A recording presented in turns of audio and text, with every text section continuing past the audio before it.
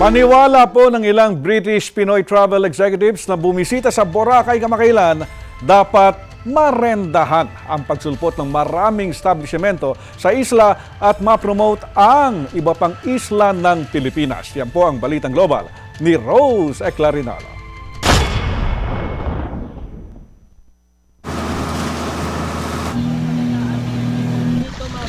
Hindi mauubusan ng adventures sa Boracay, sa dagat na napakalinaw at malamig ang tubig.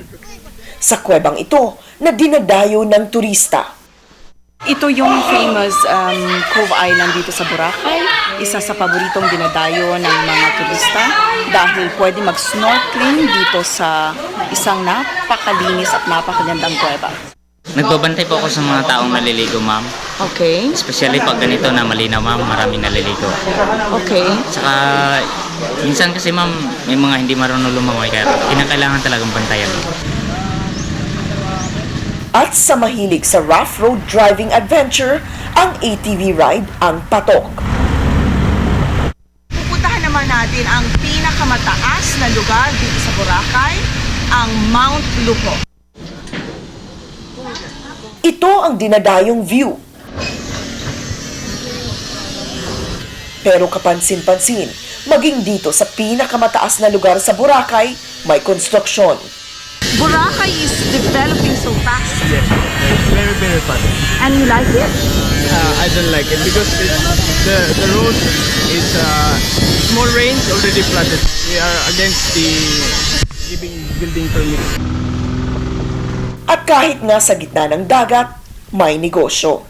So ibig sabihin po ba mas maraming turista, mas marami kayong benta? Paniwala ng British-Pinoy travel executives na kasama naming dumayo sa Boracay, dapat marendahan ito. The attention of the government has to be called on to really regulate and probably just, stop approving building constructions. We have to tell the truth na marami ng business is not parang naging commercialized na.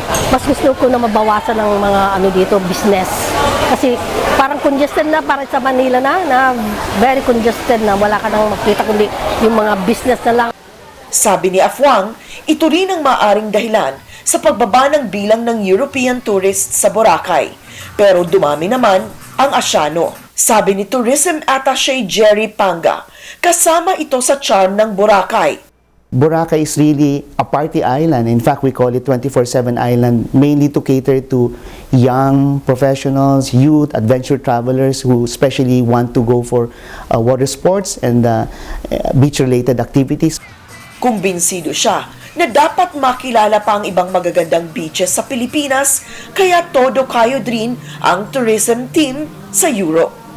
We're trying to diversify and come up with other product offerings so we're able to divert the streams of arrivals to the Philippines to other island destinations. The Brits now are the #1 source markets in Siargao, in Sogod Bay for diving, and also in Naga Karamuan for adventure.